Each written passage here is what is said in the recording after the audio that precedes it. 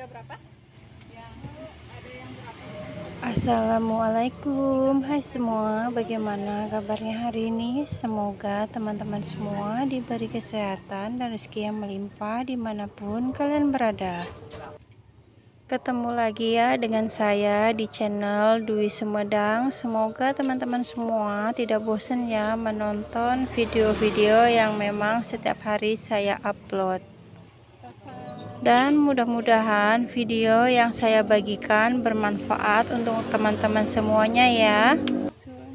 Sebagai ibu rumah tangga yang mempunyai kegiatan di rumah, apalagi mempunyai bisnis rumahan seperti warung sembako, memang tidak gampang ya, karena sebagai ibu rumah tangga itu harus bisa membagi waktu dalam hal membersihkan rumah, beberes rumah, kemudian melayani keluarga. Begitu juga harus bisa memegang semua usaha yang memang sedang dijalankan. Begitu juga dengan saya ya, walaupun saya belum mempunyai momongan, tapi kegiatan saya itu lumayan padat ya, dari hal membersihkan rumah dan membereskan warung beserta yang lain seperti menyusun barang, pergi berbelanja. Semuanya itu saya kerjakan sendiri dengan sukacita ya, karena memang itu sudah keputusan saya untuk memulai usaha sendiri di rumah dan tidak memilih untuk bekerja dengan orang lain lagi. Mempunyai usaha warung sembako di rumah juga tidak bisa dibilang gampang ya. Usaha warung sembako ini juga banyak banget rintangannya ya, suka dukanya itu banyak banget. Jadi kita sebagai ibu rumah tangga itu harus pintar-pintar dalam membagi waktu, mengelola keuangan, begitu juga mengelola semua barang-barang di warung sembako kita agar barang tersebut laku di pasaran dan modal kita itu bisa berputar seterusnya. Siapa nih teman-teman di sini yang menonton video ini yang sedang mencari referensi untuk ide usaha kalian setelah hari raya Idul Fitri? Karena banyak banget ya yang komen di video saya, mereka pengen ataupun mempunyai keinginan membuka usaha setelah hari raya Idul Fitri ini. Jadi untuk kalian memang harus diperhatikan ya, kalau memang kalian sudah fokus ataupun mempunyai keinginan untuk membuka sebuah usaha, kalian harus benar-benar tekuni usaha tersebut dan harus pelajari. Intinya kalian juga harus mau belajar dari nol ya. Dan untuk video kali ini saya akan membahas mengenai warung sembako lagi, dan yang akan saya bahas yaitu bagaimana cara mengelola keuangan agar di saat kita berbelanja ke agen atau ke Kulakan, modal yang kita gunakan itu tidak sampai nombok ya, karena memang kalau kita belanja selalu nombok itu membuat kita semakin pusing, dan pastinya itu menandakan bahwa kita itu belum bisa ataupun belum terlalu pintar dalam manajemen keuangan kita. Apalagi bagi kalian ya yang masih pemula dan sudah mantap untuk terjun ke usaha warung sembako ini, kalian wajib perhatikan ya. Ini sih menurut pengalaman pribadi ya, pengalaman pribadi saya, tapi setiap orang itu mempunyai pengalaman pribadi berbeda-beda ya mengenai usaha warung sembako ini. Mempunyai usaha warung sembako itu tidaklah gampang ya teman-teman. Mungkin bagi orang lain yang memang tidak mempunyai usaha warung sembako itu selalu beranggapan bahwa yang mempunyai usaha warung sembako itu enak banget ya, tinggal duduk di warung dan menunggu uang datang. Padahal kita sebagai pemilik usaha warung sembako itu sangatlah bisa dibilang pusing ya. Karena setiap hari itu kita selalu berpikir bagaimana cara agar warung kita itu selalu ramai. Barang yang kita jual itu laku di pasaran. Bagaimana cara mengelola keuangan. Dan bagaimana cara menjaga eksistensi warung kita agar selalu didatangin pembeli. Apalagi modal yang kita gunakan itu modal terbatas ya. Pastinya kita akan pusing dalam hal memutar modal agar barang di warung kita itu bisa terlihat selalu penuh dan tidak sampai kosong pastinya ya.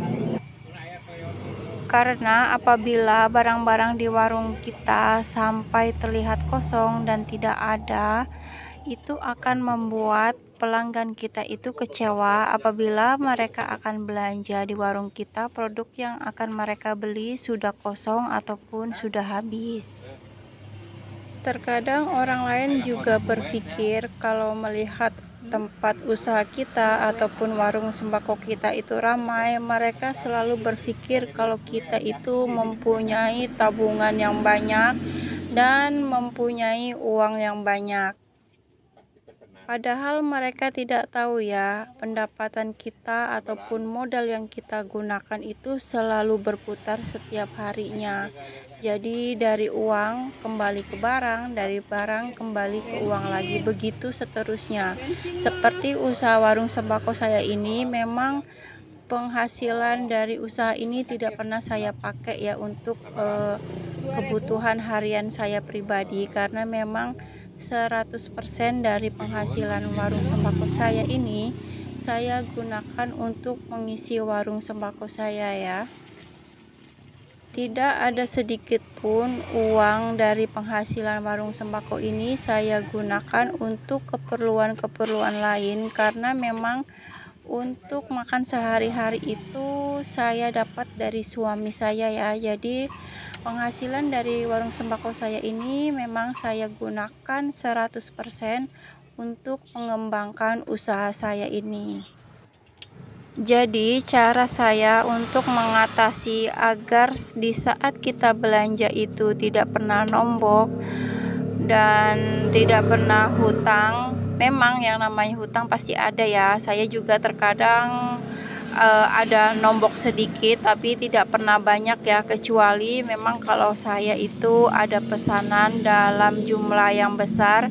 Biasanya saya selalu izin terlebih dahulu atau menanyakan ke agen langganan saya apakah saya bisa mengambil barang dengan nominal yang cukup banyak, tetapi pembayarannya itu biasanya saya bayar setengah dulu dan setengahnya itu besok, karena saya sudah berlangganan cukup lama, sekitar 8 tahunan dengan agen kulakan saya ini. Biasanya mereka memberi izin atau memberi kelonggaran di saat memang belanjaan saya itu dalam nominal yang cukup besar ya. Hal yang pertama yang saya lakukan agar belanjaan saya itu tidak nombok, yaitu kalian harus pastikan barang-barang yang kalian beli itu memang barang-barang yang memang setiap hari itu dibutuhkan dan memang pasaran di warung sembako kalian. Ini sangat penting ya, karena berapa jumlah modal yang akan kalian pergunakan untuk berbelanja kalian harus tahu, dan barang-barang apa yang memang akan kalian beli. Jangan sampai kalian membeli barang-barang yang memang tidak terlalu diperlukan di tempat warung sembako kalian ataupun di tempat usaha kalian. Usahakan barang-barang yang kalian beli memang barang-barang yang laris banget ya di warung sembako kalian, agar modal kalian selalu cepat berputar dan kalian bisa membeli produk lain yang memang sedang pasaran di sekitar tempat usaha kalian. Dan selanjutnya, jangan pergunakan semua modal kalian untuk berbelanja. Contohnya, seumpama kalian membawa modal untuk berbelanja di kulakan itu sekitar 1,5 juta, tapi ternyata produk yang kalian beli ataupun barang-barang yang kalian beli hanya mencapai 1,100,000.